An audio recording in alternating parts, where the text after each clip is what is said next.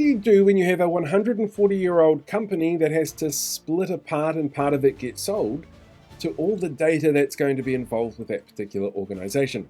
Well, that's what we're going to be looking at this week in the Data Radio Show.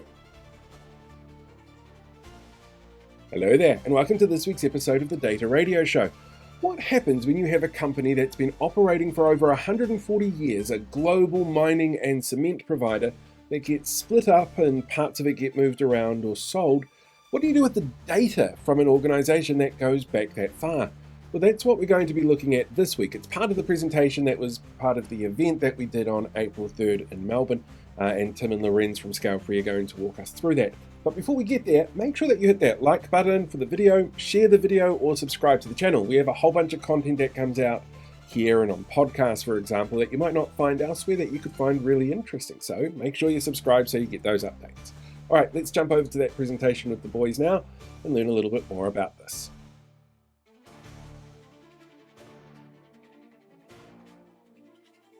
Regarding this case study. If not, I would move on to the next one. This one was a really interesting case, actually, of a really big global mining and cement provider in Germany. And we already worked with them before and started helping them build their data warehouse. And at some point, they got the case that some mining parts of the company were bought by another company. So they needed to split parts out of the data warehouse. And this is actually one of the cases where you can really see the benefits of data vault. But before we start with that, again, some background about the client. Again, a really old one, 140 years of innovation in mining and cement already. So they are in business for a really long time. They are a global leader in full flow sheet technology for minerals processing. So yeah, in the end, they are a really big mining company and produce a lot of cement and other industrial goods. They're driving the green transition, so this is a transition. This is actually a big thing for them. So they really set a focus in the last years to get really sustainable and green, even though it's a hard field to do that. They have around 11,000 employees, so much less employees than the last one, but still. And they are also present in around 16 countries. And if you think about splitting the data, there are some big problems with that, or essentially there are some big questions around if a part gets bought and you need to split just some data out of your data warehouse. And the first part is integrated systems. So in a data warehouse, everything is integrated to one place. And you only want to split out the acquired units, essentially. Then you have the separation risk. If you separate data, there's a high risk that you lose some data, that you mismanage it, that you get really disruptions in the production as well of the company. The carve-out is really complex in points, and you have a post-acquisition urgency. So there was really a lot of pressure on the project. They needed to get it done quickly, and in the end, without mistakes. But as we already implemented Data Vault 2.0, this was actually one project where you could see the benefits really easily, because maybe I've seen a lot of you guys already work with Data Vault. Data Vault has a lot of features that actually fit this case pretty well. The first thing is for sure the clear structure. I can't go back exactly with the mouse. I would love to. But Data Vault, as you know, splits all the data in different entities, and they are always the same. You have hub, links, satellites. You have some more for sure, but because they are so clear structured and always the same, it's much easier for you to essentially strip out the data. You don't need to think about how does the table look like so much. It's always the same structure that you're working with, and you can automate it much better, even if you do a split out. Then you have the source isolation. Normally, first of all, we have the record source everywhere, so you can always see which column is from which source system. Furthermore, we do satellite splits, which means essentially we split the describing attributes of a business key or of a business object into two satellites, which makes it really easy for you to split the data again to the source system and attach them. Then it's really adaptable, as all of you probably know. So even changes to the model are not a big problem. You can just remove a link if you need to. If a new source system comes in because you need one, because maybe the company bought some stuff, now took some of your source systems away, you can just add them with new links and extend the model in the end. So that makes it really easy for you. And the last one is the simplified core logic, one often overlooked point and often done wrong point. The raw data vault only keeps the raw data. We don't do any changes there that regarding business rules. So it's really easy for you to essentially split the data again and go back to the source system, because the business rules are in the business vault, and there you can then split it by business logic, right? And yeah, this was essentially for us the key to make this happen really quickly. And the results for the client were, first of all, the rapid and low list split.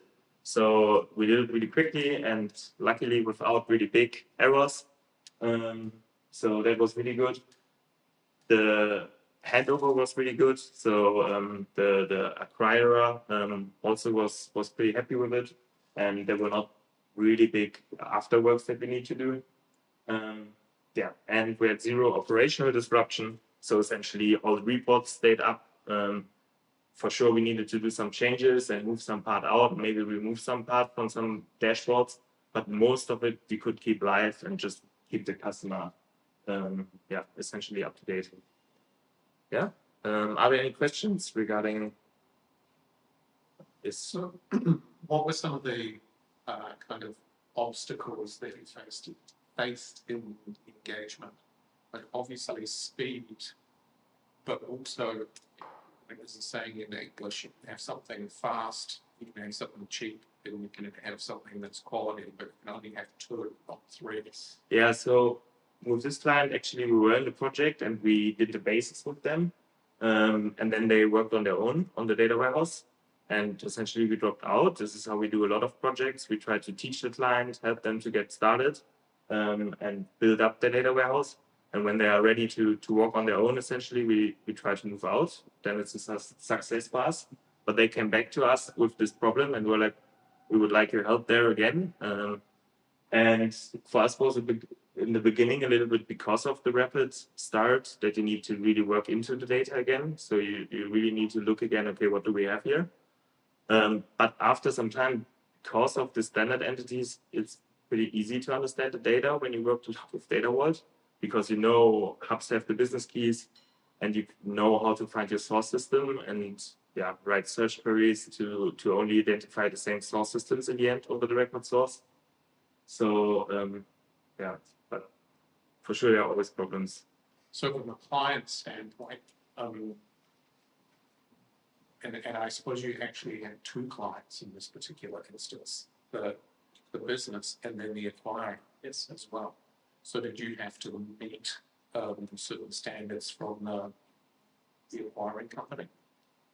So actually, I don't think so. Like mainly from the company that hired us, which was the company essentially having the data warehouse beforehand.